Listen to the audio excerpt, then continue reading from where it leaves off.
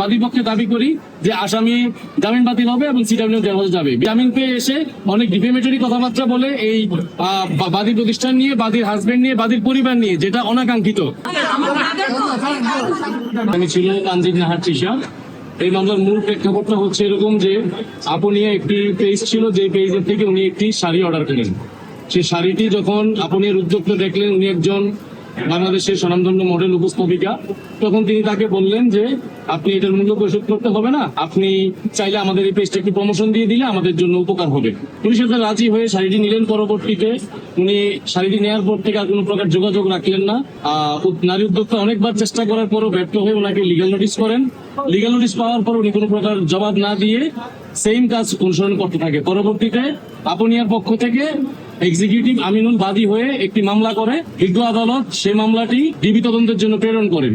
DB পূর্ণাঙ্গ তদন্ত শেষে আসামি তানজিন নাহার তৃষার বিপক্ষে 420 ধারায় অপরাধ সত্যতা পেয়ে বিজ্ঞ আদালতে তদন্ত রিপোর্ট দাখিল করে।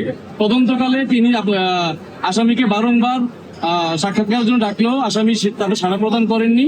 পরবর্তীতে বিজ্ঞ আদালত তদন্তকারী কর্মকর্তা তদন্ত রিপোর্ট পেয়ে মামলা আমলে নিয়ে আসামির বিরুদ্ধে সমন ইস্যু করে। আজকে তাহার ধার্য তারিখ ছিল।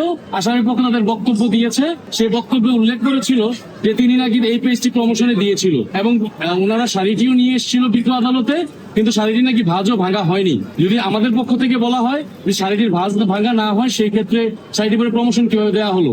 ইভেন যেদিন বিজ্ঞ আদালত আসামির প্রতি সমন ইস্যু করলেন, সেই দিনই এই আসামি প্রেস কনফারেন্স করেছিলেন। প্রেস কনফারেন্স করে উনি বলেছিলেন, আমার পক্ষে কি সম্ভব 8,800 টাকা মেরে দেওয়া?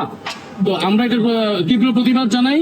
আমরা যেহেতু অপরাধ সুস্পষ্ট অপরাধ প্রমাণিত ডিবি রিপোর্টে, সেহেতু আমরা আসামি বাদীপক্ষে দাবি করি যে আসামি জামিন বাতিল হবে এবং সিডব্লিউ জেল হাজতে যাবে। বিজ্ঞ আদালত উভয় পক্ষের বক্তব্য শ্রবণ করে শাড়ির মূল্যমান কম এবং মহিলা বিবেচনায় পরবর্তী ধার্য তারিখ পর্যন্ত জামিন মঞ্জুর করে এবং আসামিকে এই মর্মে সতর্ক করে যে আপনি তো লিগ্যাল নোটিশ পাওয়ার পর যথেষ্ট সময় পেয়েছিলেন, আপনি কেন আপোষ করেননি?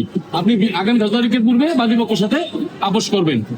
অত্যন্ত দুঃখের বিষয়, আসামি জামিন পেয়ে এসে অনেক ডিফেমেটরি কথাবার্তা বলে এই বাদী প্রতিষ্ঠান নিয়ে, বাদীর হাজবেন্ড নিয়ে, বাদীর পরিবার নিয়ে, যেটা অনাকাঙ্ক্ষিত, যেটা ওনার কাছে আমরা আশা করিনি। উনি বাংলাদেশ একজন সেলিব্রিটি পার্সন, উপস্থাপিকা, উনি অভিনেত্রী, ওনাকে আমরা সম্মান জানাই, ওনার প্রতিষ্ঠানকে আমরা সম্মান জানাই।